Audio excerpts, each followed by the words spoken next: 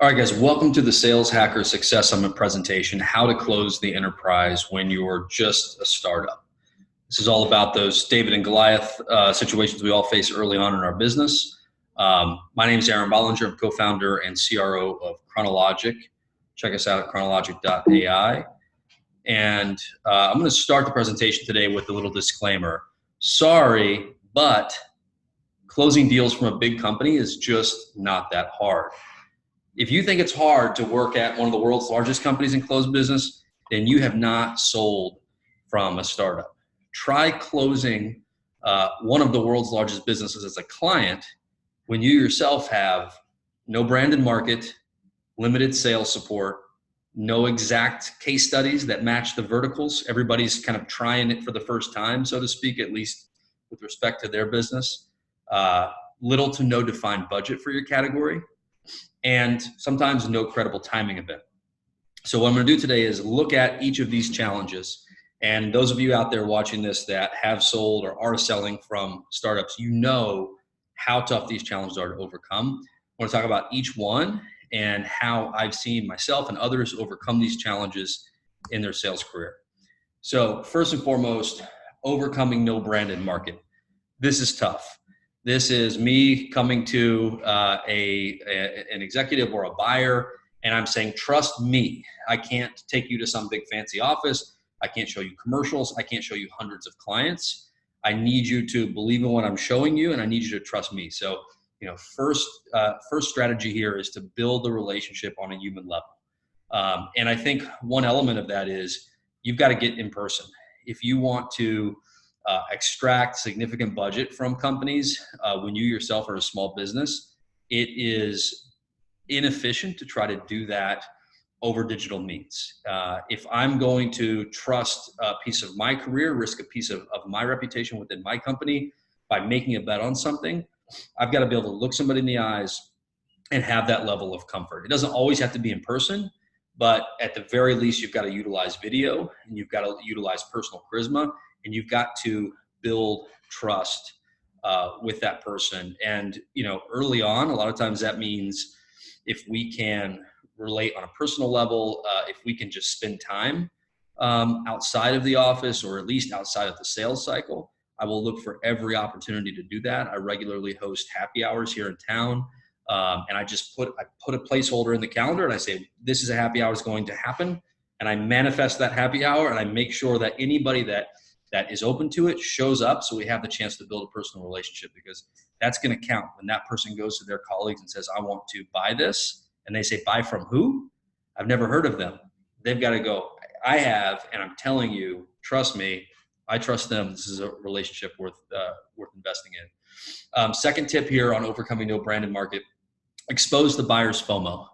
So you have no brand and market, but it's not that exciting to buy the same thing that everybody else in the world has bought, right? So identify who your innovators are. Seek out those innovators. How do you do that? Go on LinkedIn. Take a look at their profile. Have they done something unique before? Have they created something new before? Have they ever created a new program, created a new event themselves? And how do they talk about what they care about? Somebody that has a passion for innovation, somebody that is upwardly mobile within their career, they are looking for something new, something great, a way to stick out, right? And you offer that. As a company that is just coming up, not everybody knows about you. You are the DJ or the musician that's great before everybody else knows about it. And everybody wants to be, at least many people want to be the first person to know about that great new artist, right? Before everybody else in the world does. And it's old news. So fear of missing out, expose their FOMO, and talk to them about, practically speaking, talk to them about case studies. Say, if we did something together, I believe this would be the first of its kind in your industry. And it would make sense if we're proven successful that we should do a case study together. We should probably do an interview together. Is that something you would be open to? And I'll position it like that. And if we're talking to the right profile of person, they're very interested in doing that interview, doing that case study. And then finally, put your money where your mouth is, right? If you are trying to overcome no brand and market, you can't ask somebody for a 3-year contract. Or if you do ask for a 3-year contract, have some terms in there that show that you're going to prove ROI. You believe in what you're doing, you know it's going to work, and when the going gets tough, you are going to do what it takes and overcome those challenges and deliver value to that person. And you're going to offer terms that are reasonable enough that you're showing them, I will commit to showing you value. I'm not asking you to commit to something that then I can not deliver on. So relationship starts with the conversation, but it's still just starting when you sign that contract. And really it goes on throughout, showing value, delivering value, and then even marketing that value. So put your money where your mouth is when you're trying to overcome no branded market. It's helpful early on. Down the road, you can say, I demand a 2-year contract. I demand payment up front. I demand, a high level of commitment. Why? Because I've got the experience and the success cases and references to back it up, and you can trust me. So second big challenge, overcoming limited sales support. This is tough when you're a part of a startup. It's unreasonable to expect that there's a big team around you. If you've sold from a large company before, you know that there is oftentimes a large team around you. So when you're selling from the when you're selling from the startup to the enterprise, first thing to do is enlist your co-founders. Somebody may have a title, they may have a CTO, CEO, or co-founder, or whatever, but whatever that person's title is, enlist them in the sales process. Look for those, look for what are they good at? Could somebody come in and help with a technical conversation? Could somebody just serve as an additional viewpoint that buys you time within a sales cycle to answer a really tough question, right? If there's just one brain, and this is important too, which is just the meeting dynamics. You don't want 1 on 5. Like, that is really hard. And of course, like, it's unreasonable for you to be 5 of you on 1, right? So you want to keep a reasonable ratio of seller and prospect.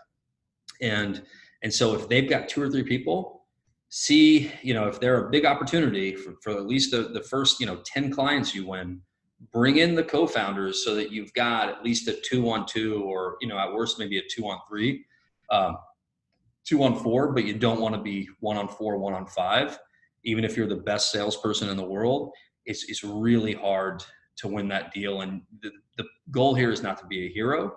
The goal here is to win the deal and grow the business. Second strategy, leverage the prospect's buying process. So, I see this all the time. Early on in a business, you may have a prospect that says, okay, can you send your MSA? Can you send your agreement? Can you send all of your terms and conditions? Can you advise or propose, what step I need to do next? And as your company grows, you will have best practices, and you will be able to prescribe all of those things. But early on, it's unreasonable to expect that your 5-person team, 10-person team, 20-person team has the same level of rigor and strategy built into your selling process as your buyers do in the enterprise with their buying process. So leverage that. So I often say, well, how about this? Can you send us your MSA? Do you guys have a pre-approved set of terms that you can buy from? Well, send me that. And then if there's something that I have to have that's not in there, I'll add it in. If there's something that I can't live with, I'll remove it. But let's start with what you have that's been kind of tried and tested over years and thousands of folks versus, what we're kind of building up from nothing. Third strategy, pipeline cures all ills. Don't, you don't have the ultimate sales machine early on. So make sure that you have a lot of conversations. You're maintaining a funnel shape that looks like this. If it looks like this, that's a problem. If it looks like this, that's a problem. Always keep it in this shape. So look at the stages in your pipeline. It should always be like in this shape. If it's in this shape, you should have enough in the top that enough will fall through the bottom at the end of the day to give you what you need, even when you don't have the ultimate sales machine to get through technical diligence and business case and contract negotiations as fast as absolutely possible.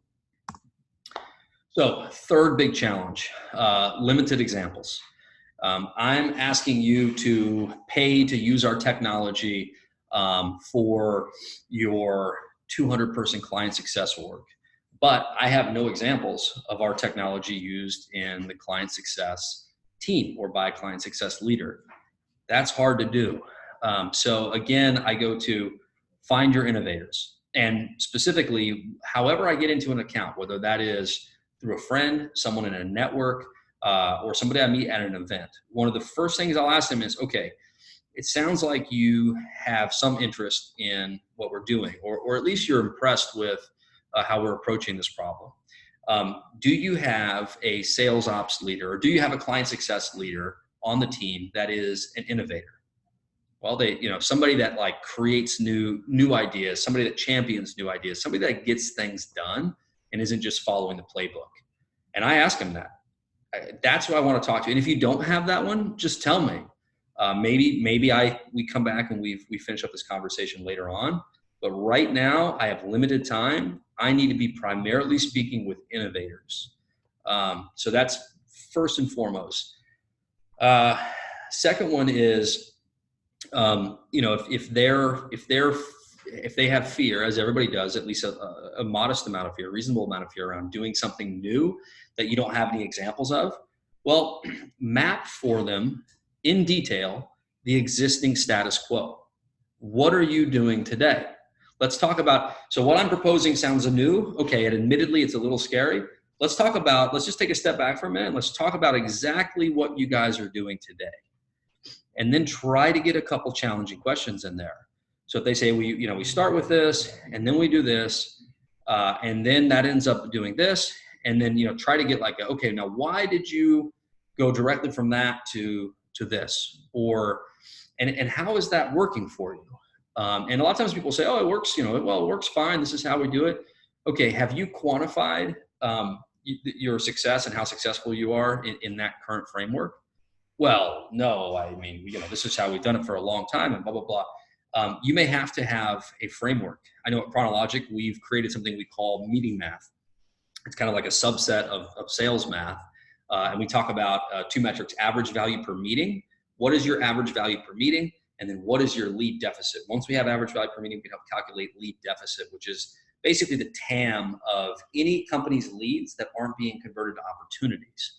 So if you've got to map the status quo and people don't understand at like a conceptual level what's missing from their current status quo, then it's up to you to create that math or that framework, a calculator, whatever it is, to help them quantify what is suboptimal about their existing status quo. And I encourage you to do that.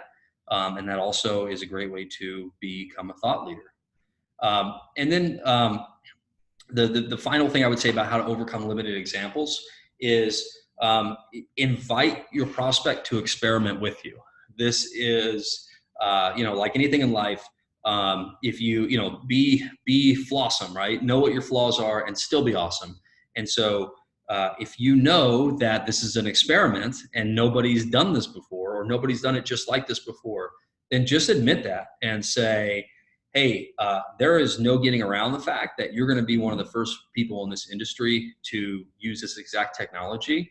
But you seem like the kind of person who does make smart wagers for the opportunity to show significant success and all of the career advancement and earnings and everything else, acclaim that goes with that. And so I believe that you and I, if you're open to it, should experiment together on something new. Let's see how much success we can have, and we can start small, but count on me to partner with you to really innovate and create something great and new. Okay, fourth big challenge: overcoming no defined budget for your category. Right, this is really cool, but all our budget's tied up. This is really neat, but it's not something we can spend money on right now. So first and foremost, how do you address this? Map the money today. Well, where is the money that goes to this problem or a related problem today?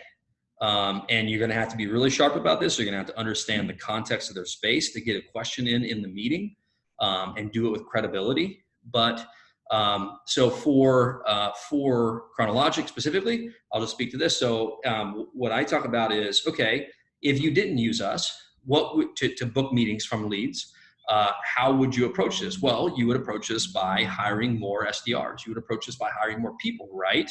Well, right. Okay. So what does that cost you today, right? Typical SDR across the industry costs about $7,000 when you look at wages, comp, and benefits.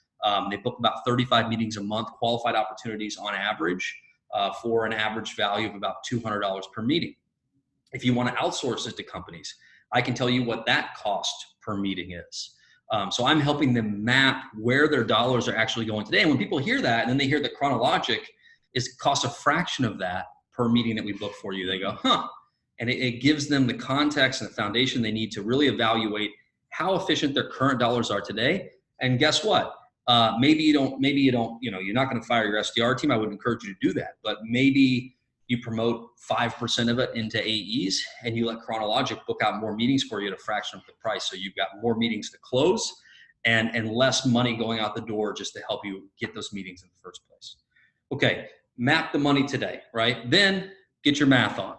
Have an ROI framework. And if you put up a big spreadsheet in front of me, I'm probably going to lose interest quick. So have math that is distilled down to a framework that allows you to communicate something at the speed of business. This can be no more than a handful of facts and figures, no more than a handful of equations, but help people understand I roughly cost this and I roughly can be estimated to help produce you this, right? If you don't have that, you're not going to get, it's going to take you forever to get budget. And then finally, sketch the hero's journey. Give that person help them understand what success looks like. Help them envision that journey for them. Look, today you've got to go, and I know it's going to be hard for you to get budget for this because we're not that well known. However, if the numbers we've walked through today are correct, even if they're close to correct, we've agreed already that the ROI on that is 10x, and you're going to have an extra $500,000 or more in bookings in the next quarter alone, or the next year alone, to show that impact. And when you do that, there's no doubt that that is going to help you crush your quota. It's going to help you advance your company overall, and it's not going to be missed by your executive team that you took the initiative to take a risk, take a smart, sensible gamble that ultimately helped move the business in the right direction. All right, so sketch that hero's journey for them. And then one of the final big challenge to overcome here is overcoming the no credible timing of it. This one is really tough. And so early days, and I've heard it at every place I've ever sold, I always get some reactions that say, Aaron, this is great. I'm really interested. However, I can't do anything on this until next year. This is great. I just don't know when this is going to be a priority for us, right? So a couple things to do here, and there's no getting around the fact that this is challenging. But one of those is give some credit to their competition. If anybody in their competitive space is taking a look at you, talk about that. I have absolutely created opportunities in one business that began with an email that said, 2 of your competitors are evaluating us. Your biggest competitor right now is I met with your biggest competitor on site last month. These kinds of things. Now, you don't want to do this if you don't have it, but if you realize that the timing event is going to be the roadblock here, talk about their competition and the fact that their competition is going to potentially move forward with this soon. So if the competition moves forward with this in a month and they're going to begin to see all of that success and value. At the very least, you're helping just create a little bit of tension there that's going to help you create some level of urgency and a little bit more interest. And the idea that I don't have a year to think about this because my competition gets to it first, and it really works as well as the salesperson is confident it will. Man, I'm going to look bad. And then I got to go back to this person in 6 months or in 3 months, and their pricing may be higher, right? So, okay. And then give the gift of the white gloves. This is actually the hidden objection underneath a lot of objections, which is, I don't want to do more work right now. Like, I'm happy, I'm getting my salary, I'm getting my bonus, I'm well respected, and I'm able to go home at night and spend time with my family. And ultimately, like, I'm worried this is just something else that's going to create additional headache and work for me. And even if the risk is pretty good, I mean, the reward potentially is pretty good, I don't want to risk the additional work. It's too much. Well, talk about the white glove approach. Talk about the fact that if they work with you, you are going to go to work. And I use the phrase a lot, put me to work. We will deliver, and we will continue to work and continue to improve, and we will do everything we can. And early on, when you're selling from a startup, you got to commit to this. You don't have the luxury of a large company to say, hey, I'll get to it when I get to it. You've got to say, I'm going to go do everything right now to basically show you results with as little disruption to your day. I have an appreciation for how busy you are, and I'm going to commit to doing everything I can to show you value without causing you trouble. And then finally, just tenacity, right?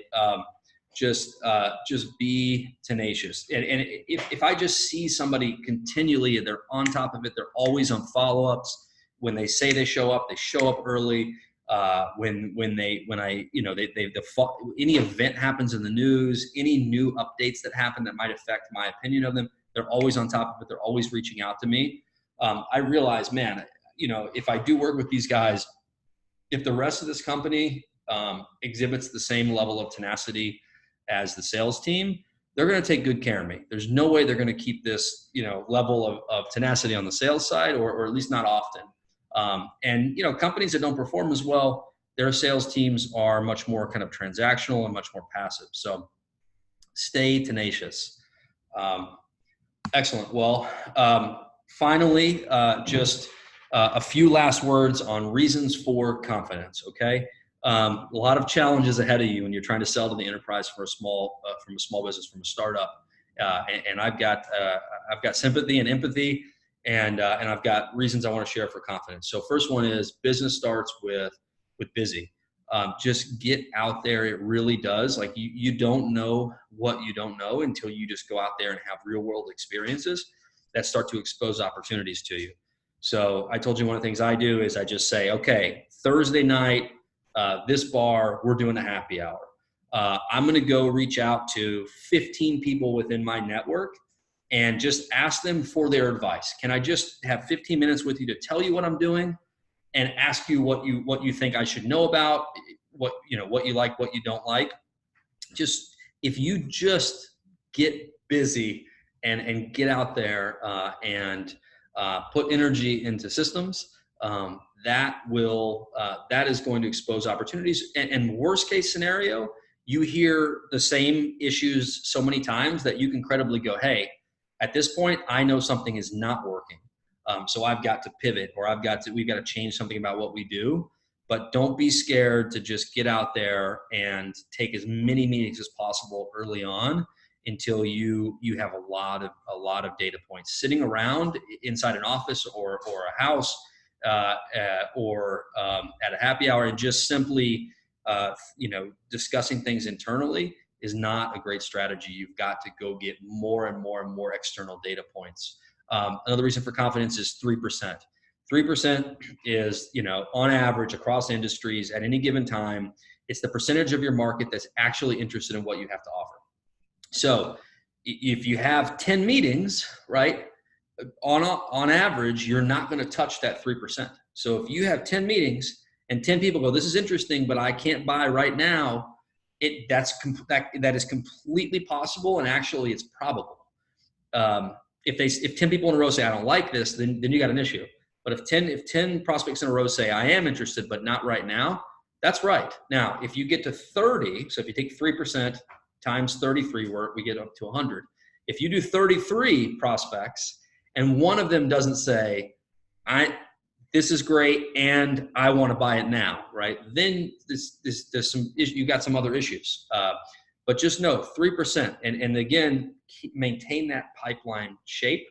You get a lot of stuff up there, and then every quarter, every month, a few of them will fall through. And remember that 3% when you hear over and over again, I think this is great, I can't buy right now. Okay, and then finally, you're the expert, or you're about to be the expert. If you put your heart and soul and your focus into a topic and you continue to just chip away at that topic, week after week, month after month, you will become the expert. You will have been thinking about this more than anybody else. And so just by sheer, might and focus, you will become the expert. And so early on, you're going in there saying, I think this is great. Do you also? At some point, you're going to be able to say, I've been thinking about this so much. Let me walk you through how this can be relevant for you. I understand many of the things that you're likely thinking about, and I have thought about them for a long time, and I can look you in the eyes and say, this is, for at least these use cases and these scenarios, this is a no-brainer decision and you should move forward.